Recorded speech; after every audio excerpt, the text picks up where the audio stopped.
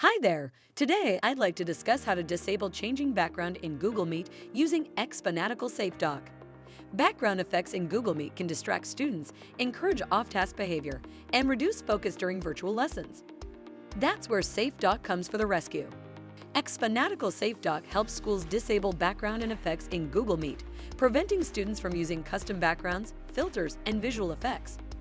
This creates a more professional, distraction-free virtual classroom and keeps students focused on learning.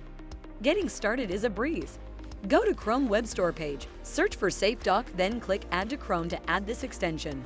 Once it is installed, simply enable the Block Meet Change Background policy and set its value to True to easily remove the background changing option in Google Meet. Apply for a 14 days free trial and experience the full capabilities of SafeDock. To know more, please visit xfanatical.com.